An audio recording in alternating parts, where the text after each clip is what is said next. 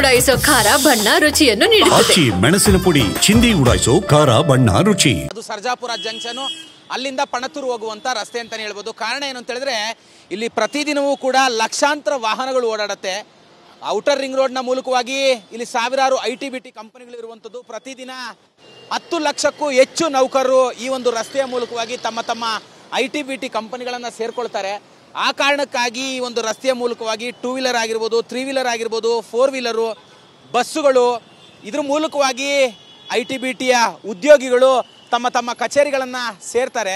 ಸದ್ಯ ನಾನೀಗ ಸರ್ಜಾಪುರದ ಜಂಕ್ಷನ್ನಲ್ಲಿದ್ದೀನಿ. ಸರ್ಜಾಪುರದ ಜಂಕ್ಷನ್ನ ಪರಿಸ್ಥಿತಿ ಯಾವ ಥರವಾಗಿದೆ ಅಂತ ಹೇಳಿದ್ರೆ, ಇಲ್ಲಿಂದ ಪಣತ್ತೂರು ಹೋಗೋ ರಸ್ತೆನ ಸದ್ಯ ನಾನೀಗ ಮೊದಲನೇ ಹಂತದಲ್ಲಿ ತಮಗೆ ತೋರಿಸ್ತೀನಿ.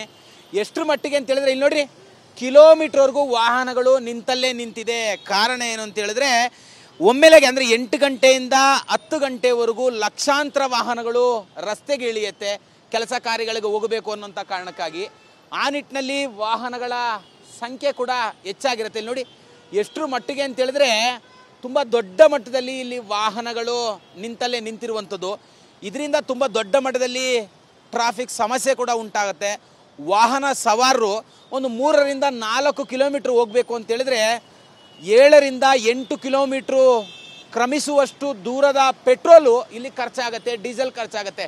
ಕಾರಣ ಏನು ಅಂತ ಹೇಳಿದ್ರೆ ಟ್ರಾಫಿಕಲ್ಲಿ ನಿಂತಿರಬೇಕು. ಇಲ್ಲಿ ನೋಡಿ ಎಷ್ಟರ ಮಟ್ಟಿಗೆ ಟ್ರಾಫಿಕ್ ಇದೆ ಅಂದರೆ ವಿಪರೀತವಾದಂಥ ಟ್ರಾಫಿಕ್ಕು. ಇದು ಒಂದು ಕಡೆ ಆದರೆ, ಮತ್ತೊಂದು ಸರ್ಜಾಪುರದ ಮುಖ್ಯ ರಸ್ತೆ ಏನು ಸರ್ಜಾಪುರ ಜಂಕ್ಷನ್ನಿಂದ ಸರ್ಜಾಪುರದ ಮುಖ್ಯ ರಸ್ತೆ ಇದೆ, ಆ ಮುಖ್ಯ ರಸ್ತೆಯನ್ನು ಕೂಡ ನಾನು ನಿಮಗೆ ತೋರಿಸ್ತೀನಿ ಎಷ್ಟರ ಮಟ್ಟಿಗೆ. ಇಲ್ಲಿ ನೋಡಿ ವಾಹನಗಳು ಸಾಕಷ್ಟು ಸಾವಿರಾರು ಸಂಖ್ಯೆಯಲ್ಲಿ ವಾಹನಗಳು ಈ ಜಂಕ್ಷನ್ನಲ್ಲೇ ನಿಂತ್ಕೊಂಡಿದೆ. ಯಾಕೆ ಅಂತ ಕೇಳಿದರೆ ಸಿಗ್ನಲ್ಲು ಒಮ್ಮೆಲೆಗೆ ಲಕ್ಷಾಂತರ ವಾಹನಗಳು ರಸ್ತೆಗಿಳಿದಿರ್ತವೆ, ಓಡಾಡ್ಲಿಕ್ಕೆ ಕಷ್ಟ.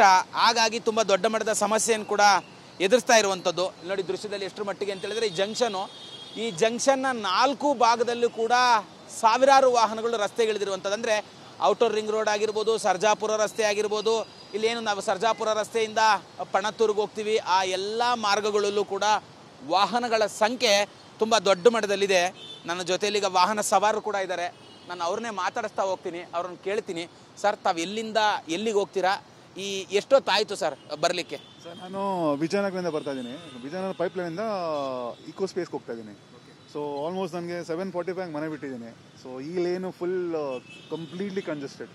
ರೋಡು ಪ್ರಾಪರ್ ಅಗ್ಲ ಮಾಡಿಲ್ಲ. ಇಲ್ಲಿ ಫುಲ್ ರೋಡು ಈ ಥರ ಇದೆ, ಕಂಪ್ಲೀಟ್ಲಿ ಮೆಸ್.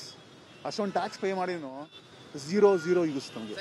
ಸಿಲ್ಕ್ ಬೋರ್ಡು ಈ ಸರ್ಜಾಪುರದಿಂದ ಪಣತ್ತೂರು ಇಕೋ ಸ್ಪೇಸಿಗೆ ಹೋಗ್ಬೇಕು ಅಂದರೆ ಕನಿಷ್ಠ ಎಷ್ಟು ಗಂಟೆ ಬೇಕಾಗತ್ತೆ ಅಂತ? 1.5 2 ಅವರ್ ಬೇಕು. ಸೊ 2 ಅವರ್ ಮುಂಚೆ ನಾವು ಮನೆಗೆ ಪ್ರಿಪೇರ್ ಆಗಿ ಮನೆ ಬಿಡಬೇಕು ನಾವು. ತುಂಬ ಜನ ತಾವು ನೋಡಿದ್ರಿ ಸೋಷಿಯಲ್ ಮೀಡಿಯಾದಲ್ಲಿ ಟ್ವೀಟ್ಗಳನ್ನು ಮಾಡಿದ್ರು. 2-2.5 ಕಿಲೋಮೀಟ್ರ್ ಕ್ರಮಿಸಬೇಕು ಅಂತ ಹೇಳಿದ್ರೆ 7 ರಿಂದ 8 ಕಿಲೋಮೀಟರ್ಸ್ನಷ್ಟು ಡೀಸೆಲು ಪೆಟ್ರೋಲನ್ನು ಖರ್ಚು ಮಾಡಬೇಕಾಗತ್ತೆ ಅಂತ.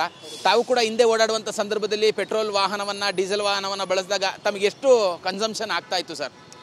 ಸರ್, ಎವ್ರಿ ವೀಕ್ಲಿ ನಾನು ಪೆಟ್ರೋಲ್ ವೆಹಿಕಲ್ ಇತ್ತು, ಅದನ್ನು ಅವಾಯ್ಡ್ ಮಾಡೋದಕ್ಕೆ EV ತೊಗೊಂಡಿದ್ದೀನಿ. ಸೊ ಪೆಟ್ರೋಲು ನನಗೆ ಈಸಿಲಿ ಮಂತ್ಲಿ ನನಗೆ ವೀಕ್ಲಿ 1000 ರೂಪೀಸ್ ಆಗ್ತಾಯಿತ್ತು. ನನಗೆ ಅಷ್ಟು ಟ್ರಾಫಿಕ್ ಜಾಮ್ ಇತ್ತು, ಅಷ್ಟು ಮೈಲೇಜ್ ಹಾಳಾಗ್ತಾಯಿತ್ತು ಈ ರೋಡಿಂದ.